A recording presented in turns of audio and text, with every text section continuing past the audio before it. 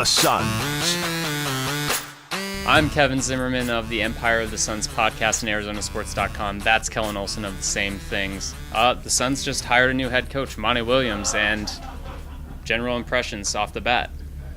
Not really that surprised. This kind of made a lot of sense from the initial reporting that we saw that day, or that night, I should say, which was they initially wanted to bring Kokoskov back, but then they had second thoughts. That led to his dismissal and Monty Williams' name immediately being thrown in.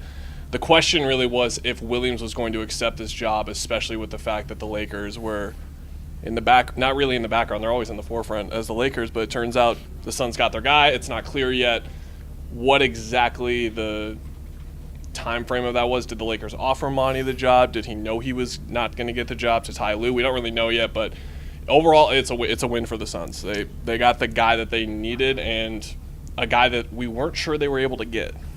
Yeah, and it looks even worse for the Lakers because just after the Monty Williams news came down, it looks like the Lakers are gonna hire Ty Lue. Now, for the Suns, Monty is maybe one of the most well-respected coaches ever, at present at least, as far as being a good human being, a guy who's going to command the locker room, something that past coaches in the Suns organization just haven't had that.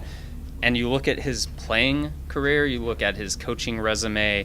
I mean, he's played with guys like McGrady, David Robinson, Patrick Ewing. He's coached guys like Kevin Durant, Russell Westbrook, just now Joel Embiid, for now until the 76ers are out of the playoffs. So what do you think are the things that you want to see from him, especially with regards to Devin Booker, DeAndre Ayton? Well, that's the most important thing, right? That we know he's going to be able to command the locker room because when Jeff Hornacek was around with the Morris twins doing their shenanigans, we weren't sure how much power he had in the locker room. Are they really buying what Earl Watson is saying?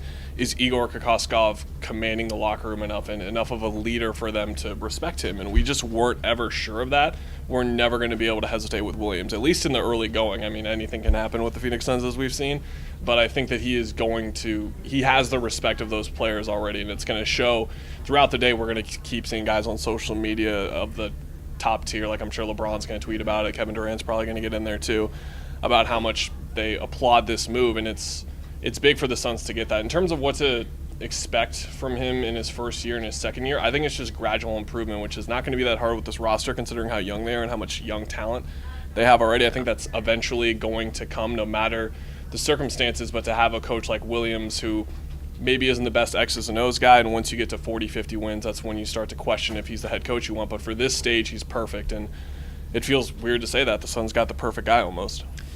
Yep, a lot of questions with this roster. Of course, the draft lottery hasn't even happened yet, but we're definitely it's a win for the Suns just to get a guy. The optics of it look really good that they went out and got the guy they wanted.